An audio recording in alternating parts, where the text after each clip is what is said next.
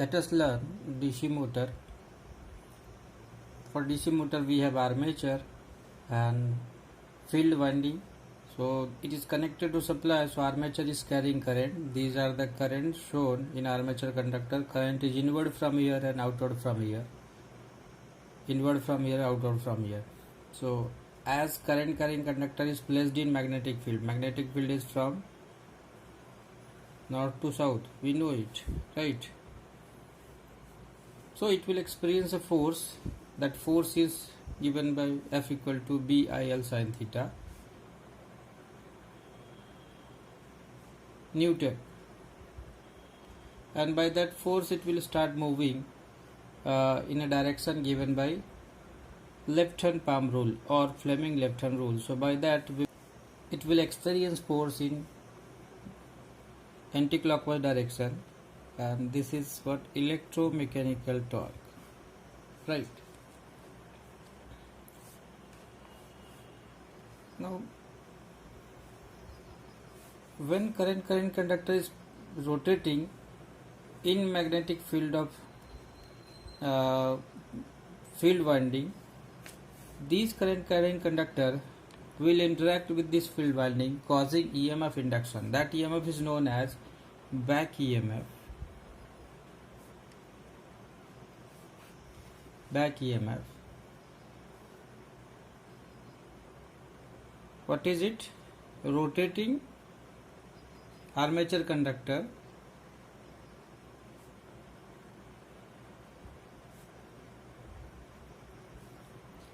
cut field flux, cut field flux, resulting EMF induced. So, EMF induced in armature, right? And the nature of that EMF is to oppose the cause producing it, right? This EMF E is going to oppose the cause producing it, and because of it, it is known as counter EMF. Counter EMF or back EMF. EB, we will represent it by EB. So armature conductors are rotating in field winding and they will cut field flux resulting EMF in armature. That is what back EMF. What are the importance or significance of this back EMF that we want to see? And back EMF will be given by same formula that we have derived for EMF generated by generator, that is phi Zn P by 60A, where we know Z is number of conductor, P is number of pole, N is speed, flux per pole is phi, and A is number of parallel path. What is significance of this back EMF?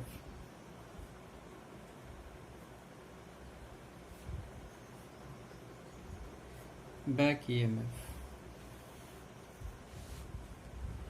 We have motor, say shunt motor. This is RSH. There will be back EMF which will oppose the cause, and it has armature resistance. It is connected to supply V. Current will flow from here.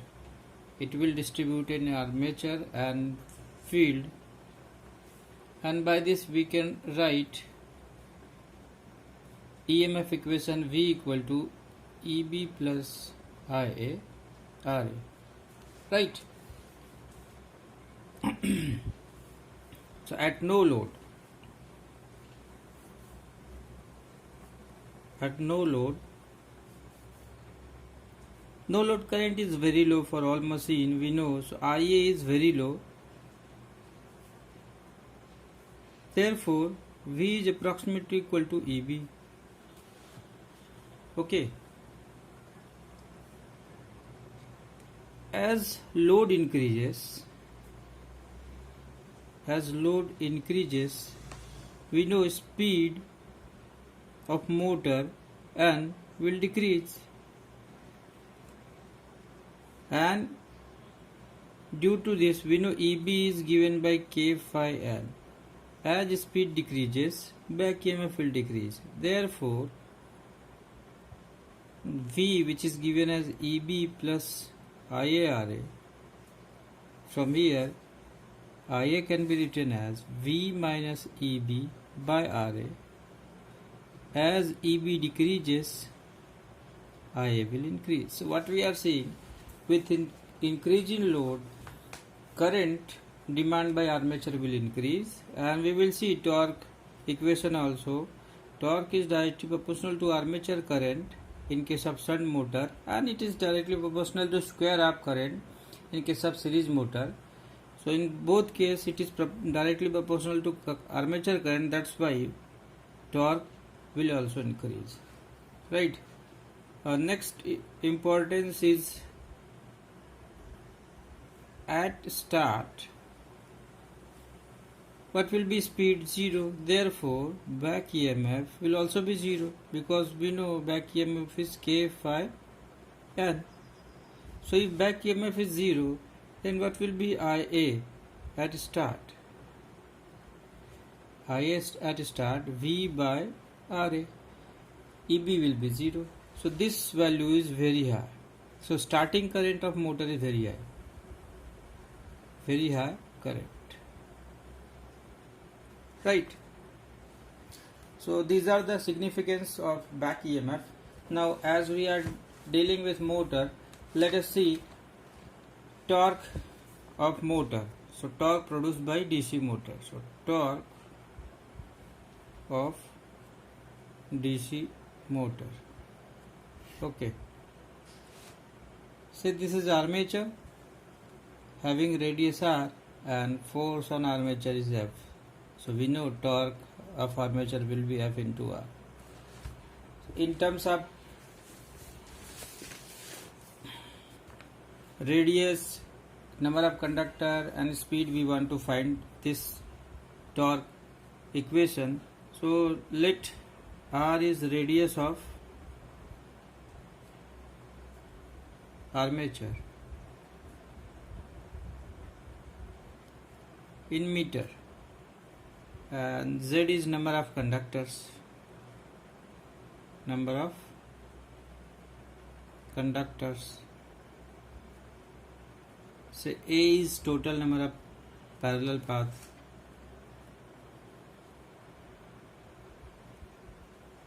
Parallel path. P is number of poles. Okay.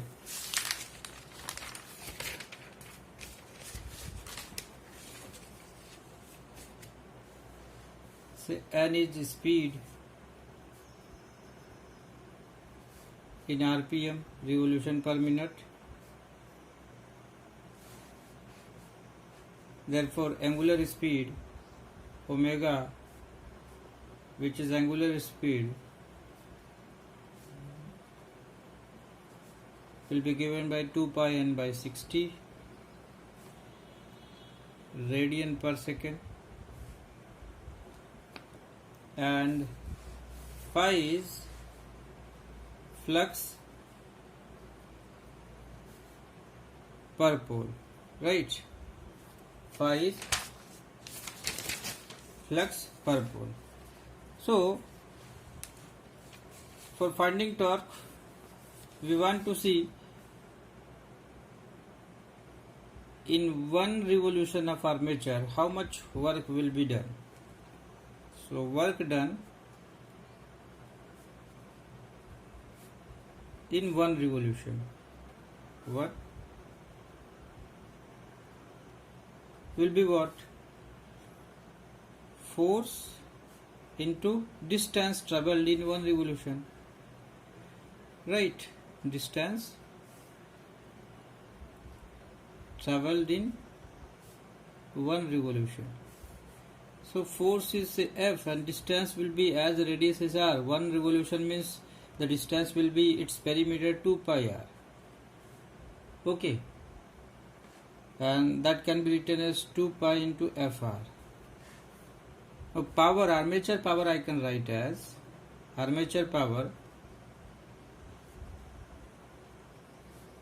PA as work done divided by time of one revolution. So work done is 2 pi into Fr. 60 n RPM is speed, so n revolution is 60 seconds, so one revolution requires 60 by n, so it will be, time will be 60 by n, that is n by 60. So here, and armature power, we know armature EMF is EB and current in armature is IA, therefore armature power can be written as EBIA. It will be given by 2 pi n by 60 into Fr. What is Fr? Fr is torque, right? So it can be written as 2 pi n by 60 into armature torque, because Fr is armature torque. So here we can write torque equal to EBIA divided by this. Now 2 pi n by 60 is what? Omega, 1 by omega, right? So it can be written as EBIA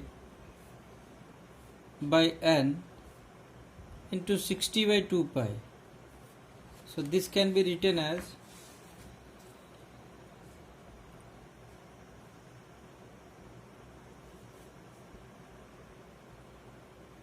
PA into omega also, or we can simplify 60 by 2 pi and it will be written as torque equal to 60 by 2 pi, it is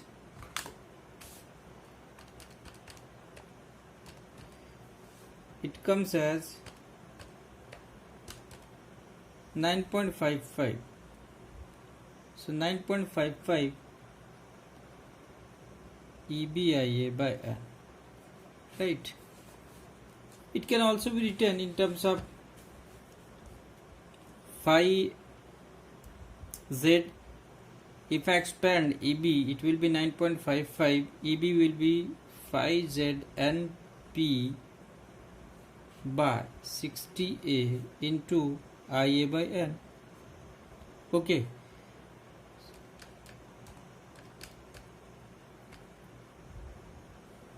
So it can be further simplified, n will be cancelled and it can be written as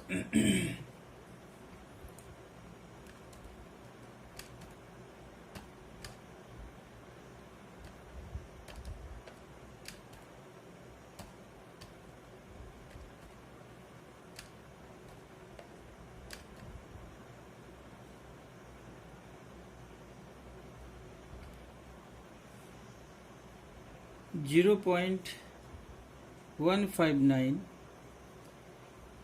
n cancel phi IA pz by a, or standard representation is 1 by 2 pi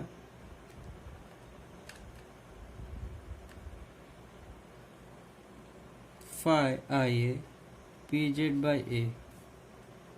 So torque can also be written like this. It can also be written from here.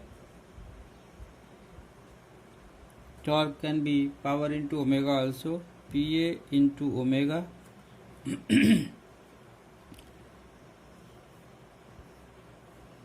Here we can see that 2 pi is constant value, and for a given motor, number of pole will be constant, number of conductor will be constant, based on winding number of parallel path will also be constant. So this portion and this will be constant, and T can be written as K phi IA, right? So this is what torque equation of DC motor, and it is armature torque. This torque is developed in armature and it will be transferred to shaft, right? So armature torque when transferred to shaft, so while transferring there will be loss in torque due to friction and windage. There will be loss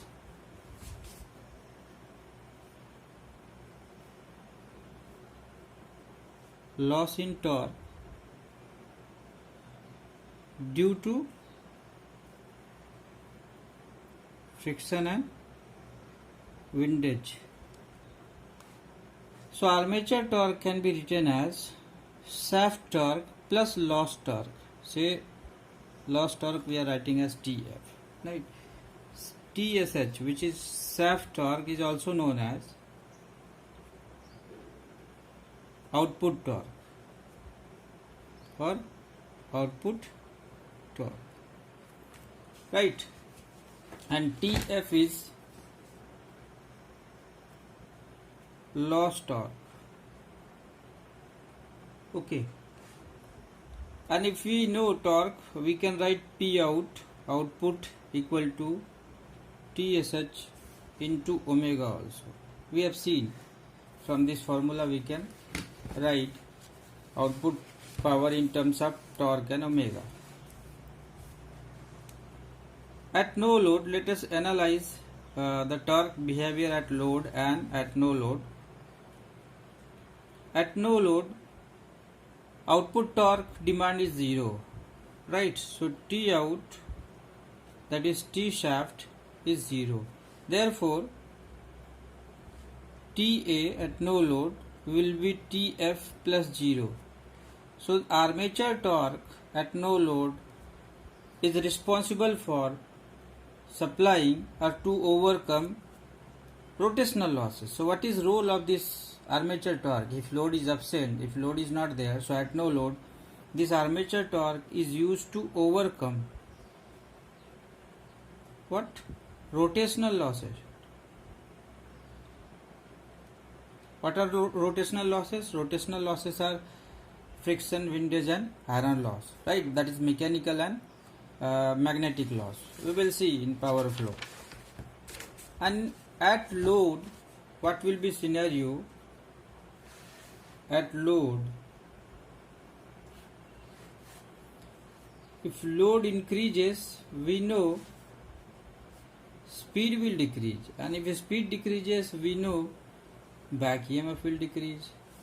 And armature current, we have written V equal to IA equal to V minus EB by RA. As back EMF decreases, armature current will increase. So with increasing load, as back EMF decreases, armature current will increase, and as we know T is K phi IA. So IA is increasing with increasing load, that means armature torque will increase. Therefore at load, armature torque, which is shaft torque plus friction torque, armature torque increases, that means shaft torque will increase, right? Friction torque will remain constant.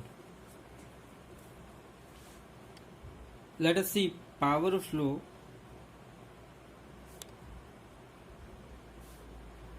in DC machine. We have armature,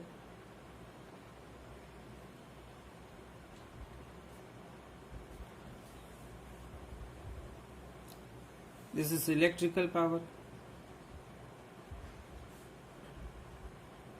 I am not writing input or output. After electrical power, in armature there will be copper loss, and after that there will be armature power developed.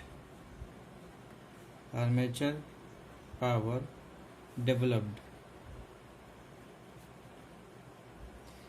that is PA equal to EBIA or EIA in case of generator. In case of motor, we have written E as EB. There will be rotational losses.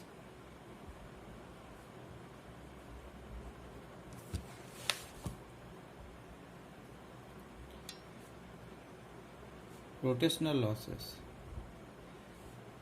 So they are what? Mechanical loss plus magnetic loss. Mechanical losses are windage loss, ventilation loss,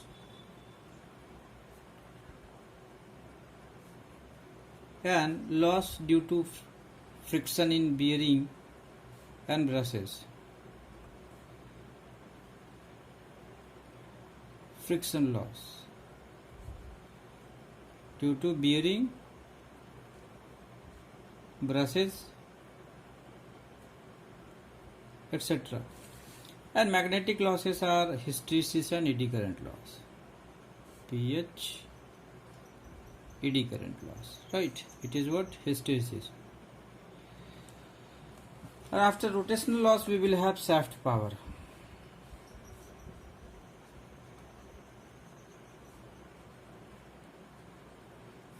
So if I look this power flow diagram from this direction, if I am showing arrow in this direction, so input power, electrical input will be power supplied to armature, then there will be losses, copper loss, which is variable loss, and after that the remaining power will be armature power, and this armature power will be transferred to shaft. While transferring, there will be rotational loss. So from left side we can say this is motor power flow diagram, and from right side we can say this is generator power flow diagram. How? Generator input is given to shaft in case of generator. So input is given, mechanical input, then there will be losses, rotational losses, and after that the power will be generated in armature, and then that power, through that power there will be losses, copper losses, and after copper losses, whatever power is available, that will be supplied to output. So this is what power flow diagram for DC machine, right?